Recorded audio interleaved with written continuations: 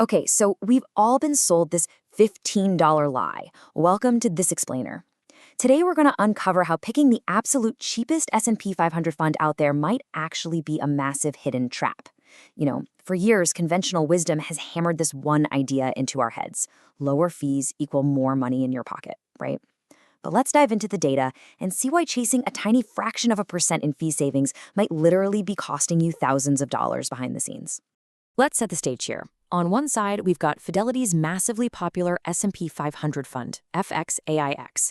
It boasts an incredibly low fee of 0.015%. And on the flip side, there's Vanguard's equivalent ETF, VOO, sitting at 0.030%. Now, if you invest, say, $100,000, that microscopic fee difference amounts to exactly $15 a year. Let that sink in for a second. $15. That is literally less than a couple of fancy lattes on a Starbucks run. So sure, if we're strictly looking at fees, FXAIX wins, but just barely. But here's where the math gets kind of wild when you look at actual real-world execution. Over a recent 6-year period, despite FXAIX having that lower fee, VOO actually won the performance battle by 0.36 percentage points. It returned 150.03% compared to FXAIX's 149.67. So what does this all mean? Well, an ultra-microscopic fee difference is basically meaningless if the fund manager's day-to-day execution varies by even a fraction of a percent. Poof, the fee advantage completely evaporates. But actually, the danger isn't in this performance gap. The real danger is in the sneaky taxes that hit every single December. Which brings us to part one, the hidden tax bomb.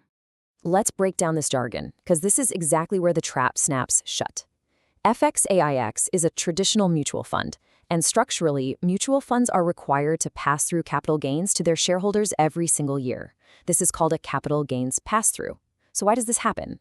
Well, if other investors decide to cash out and sell their shares in the mutual fund, the fund manager often has to liquidate underlying assets to pay them out.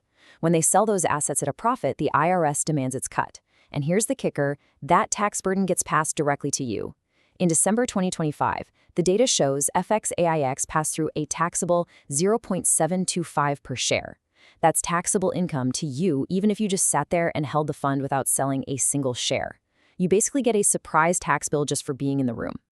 Now let's contrast that with how ETFs operate. ETFs like VOO have this brilliant structural advantage called in-kind redemptions. When the ETF needs to swap out underlying stocks, let's say a company falls out of the S&P 500 and a new one enters, they can do it using a specialized exchange mechanism with large institutions.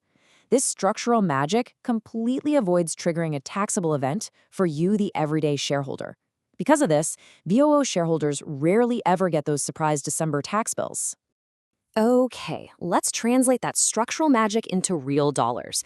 Imagine you have a $100,000 portfolio in a regular taxable account, assuming a 20% long-term capital gains tax rate and a 2% annual distribution.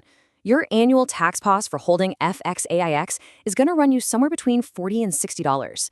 And for VOO, it's between $0 and $5. Suddenly, that $15 fee savings we talked about at the beginning of the explainer is being totally wiped out by an annual tax drag. Over 20 years, this yearly tax drag can cost you up to $5,000 in lost compounding. Just think about that for a second. You saved $15 a year on the sticker price, but you bled out thousands of dollars in taxes and lost growth potential. $15 saved, thousands lost. That right there is the $15 lie in a nutshell. But hey, before you rush off to sell everything, take a deep breath.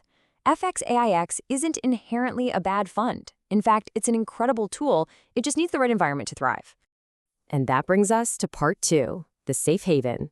Inside a tax-advantaged account like an IRA, a Roth IRA, or a 401k, FXAIX is absolutely fantastic because these accounts shelter you from taxes on distributions. That whole December tax bomb we just talked about gets completely neutralized. In this environment, you actually get to keep that full 0.015% fee advantage without any of the tax drag. Plus, traditional mutual funds allow you to easily buy exact dollar amounts, making it perfect for automated buy and hold dollar cost averaging. Honestly, in a retirement account, it is one of the best S&P 500 funds you can possibly own. So the absolutely crucial takeaway here is a firm warning. In a taxable brokerage account, do not buy FXAIX. If you are investing money outside of a retirement account, you want better after-tax returns, right? That means you should be buying highly tax-efficient ETFs, like Vanguard's VOO, iShares IVV, or State Street's SPY. The structure of the fund matters just as much as the fee. But wait, it's not just about taxes anymore. It's also about exactly what you're holding inside the fund, which introduces a secondary risk that makes comparing these two funds even more complex. Let's explore that in Part 3, the diversification twist. The S&P 500 has become incredibly top-heavy lately, with tech giants like Apple, Nvidia, and Microsoft eating up massive chunks of the index. Now, recently, FXAIX shifted its regulatory classification to non-diversified. What does that actually mean? Well, in fund speak, that means they are giving themselves active wiggle room to legally concentrate more heavily in these top 10 stocks. In theory, overweighting massive winners like Nvidia could boost your returns, but in practice, it introduces concentration risk that strays away from a pure index strategy. Contrast this with VOO. VOO is strictly tied to replicating the index exactly as it is, with virtually zero active wiggle room. Think of a strict ETF like a train on a track. It goes exactly where the rails go, completely predictable and steady. A mutual fund with a non-diversified tag, however, is a bit more like an off-road vehicle. The manager can take slight detours to try and catch a scenic shortcut by overweighting certain stocks, but it's a bumpier, less predictable ride. So if you want a smooth ride that mirrors the broader market precisely, strict ETFs offer a structural reliability that mutual funds with non-diversified tags might not. Okay, we've covered fees, structural tax flaws, compounding drag, and diversification risks. Let's pivot to your actionable takeaway and see exactly how to apply this to your own accounts today. Which brings us to Part 4, your final action plan. Here is your ultimate decision matrix. Think of this as your cheat sheet. If you're investing in an IRA or a 401k, FXAIX is your absolute best choice to get the lowest possible fee with zero tax drag.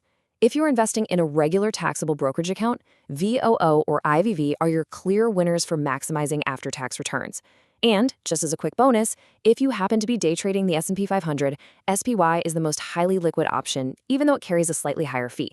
It's all about using the right tool for the right job.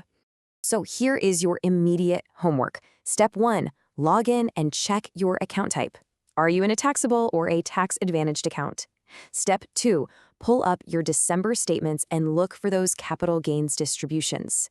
Step 3, if you are holding a mutual fund like FXAIX in a regular taxable account, you need to seriously consider switching to an ETF right now before the next December tax bill arrives and steals another year of your compounding growth. I really hope this explainer sheds some light on why looking past the sticker price of a fund is so incredibly vital to your long-term wealth. I want to leave you with this question to chew on. Do you currently hold FXAIX? And if so, what type of account is it sitting in right now? Take a moment to review your own portfolio today, apply what we've covered, and make sure your money is working as efficiently as possible for you. Thanks for learning with me today, and keep asking the right questions about your investments.